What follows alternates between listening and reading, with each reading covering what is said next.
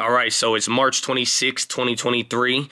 We are about to start the third full week since the banking crisis has began, and this is about to be the final week of March, bringing to a close a pretty wild month. So what I have for you today is a giant weight, and the reason is this week is going to be heavy, and I ran out of thumbnail ideas, but in all seriousness, it should be a pretty exciting week. There's a lot of people who are kind of nervous, especially out of Friday. If you didn't see, Deutsche Bank and Credit Suisse and all of the European banks, they've been giving us problems. I got a couple of updates here for First Republic.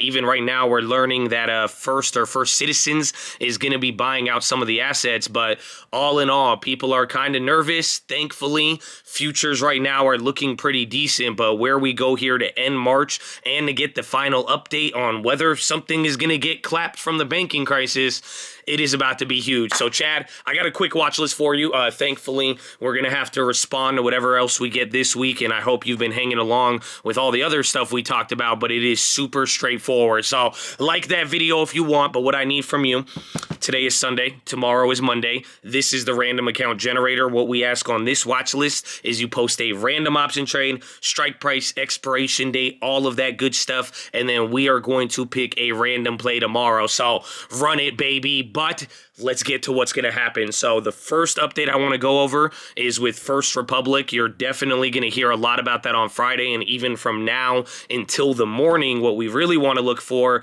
is whether or not any more European banks have any problems. But as far as the United States domestically, the headline over the weekend is that authorities are considering expanding the emergency lending facility so that they could give First Republic more time to shore out their balance sheets. An interesting move. They pretty much said that First Republic needs time to shore their balance sheet, but it's not bad enough right now where it's totally going to crumble overnight. So they're trying to work something out. It was definitely the biggest update. And like I told you earlier, what was it? First Republic or no? First Citizens.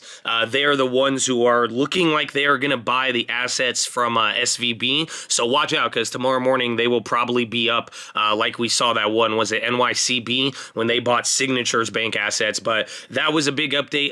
Another thing this week we got to be looking for, you saw a little bit of it on Friday, but Fed speakers, we may be getting a couple. And then over the weekend, Neil Kashkari, he said that pretty much the banking situation is bringing us closer to recession. However, he reiterated the banking system is stable, so that's good, but we'll see how that plays out. But watch out for any other Fed speakers. That was the other big event, and then our big update. And then finally, besides that, news-wise, all we got was Putin threatening to move nuclear missiles closer to everything. So pretty simple and straightforward with what we got, but now two things for the rest of the week. One, watch the banking situation, watch what happens with First Republic. And like I told you already, those European banks are going to be huge. But now the other part is that this week we are going to be getting PCE. So that's where I think it gets really interesting. Fed's favorite inflation gauge. We're finally going to get another set of inflation data.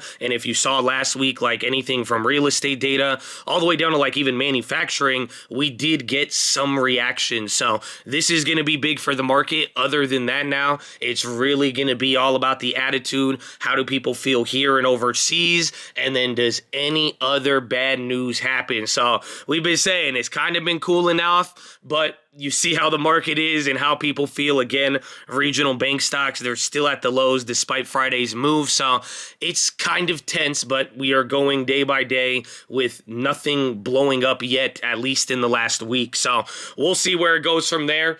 That is all I have for you. I told you it was going to be short, but I do have a couple of plays. The first play, like I told you, First Citizens Bank, I would definitely be watching out for them. We flipped it for like $40 a share last time. That was just on the rumor of this, so going to be watching out for them. Then the next play is going to be Salesforce. This one, I'm kind of tentative on it. It really just depends how it opens up and how it plays out, but they are pretty much forecasting more job cuts, or that's what an analyst said over the weekend, and people are kind of talking about it, and you've already seen how the stock has moved on any of their cost-cutting measures, and since their last earnings highlighted that it was actually working. So going to be watching them. And then finally, the last play, bonds. So let me know what you think about it, or if you guys want a video. Maybe I should have done that as the weekend video, but TYD, I'm still in it, and the bond market is probably going to get very interesting this week. Not only are you going to get the inflation data with the PCE, but now dealing with this bank thing, pretty much word on the street right now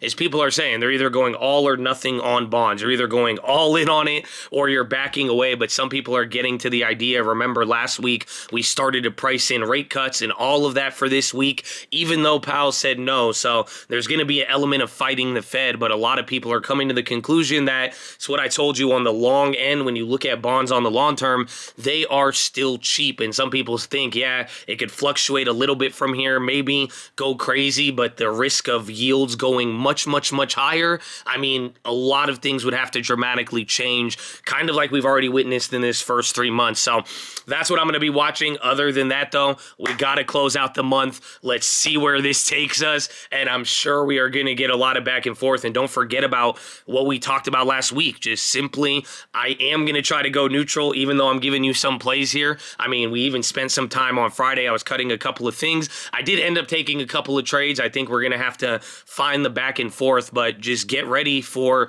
a very uncertain market. Like I'm saying, even with the futures now and coming in from the weekend, there is a lot of tension already, and it's going to be weird how tension arises and then disappears with or without reason. So don't forget about that. I hope you're ready, Chad, but it's game time. We made it through the first quarter, so I love you. Drink that water. Oh, wait, that's your watch list. I should have told you. Already know I was getting into it. So we're going to be there in the morning anyways, Chad, but seriously, let's close it out, and good work if you made it this far. And even if you did make it this far, I need that mentality so we could take it to another quarter, because for real, think about it. 3 months from now, we will be in June, halfway with 2023, and a lot of Fed and economy and everything is going to be wild. So I hope you have your seatbelt on, and I'm glad you're on the ride. Okay. God bless you, Chad. I love you. I will see you in the morning.